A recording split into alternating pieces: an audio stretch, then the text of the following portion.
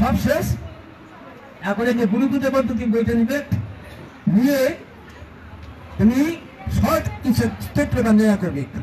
যেমন একটা স্টেপ নেওয়া বলে দেই, এটা প্রত্যেকের জন্য প্রযোজ্য। এটা হচ্ছে গুরু প্রণাম, এই 37 পৃষ্ঠা আছে, লেখনে দেবো।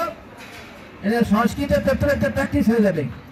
ওম বৃন্দানন্দং পরম সুখদং কেবলং জ্ঞান মুক্তি দণ্ডাতীতং তরুণ সদৃশং তত্ত্বমস্য বিরুষ্কং একং নিত্যং বিনোদতরং সর্বধি সাক্ষীভূতং ভাবাতীতং ত্রিগুণরহিতং সদ্গুরুং তং নমামি।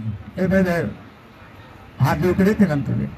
যারা লেখকেরা জানে তাদের জন্য, আর যারা লেখকেরা জানে না তারা শুরু করুন উদ্দেশ্যে জয় গুরু জয় গুরু এইগুলো। আর যদি একটু সময় থাকে, যেমন যারা চাকরি করে ছুটির দিন শুক্রবার শনিবার ছুটি আছে, তাহলে একটু বসে বসে কিছু স্তোত্র বন্দনা আছে, এরা কোনটা তুলে নিলাম, তবে সব পদ্ধতি দেওয়া আছে, এটা পেয়ে দিতে পারবো।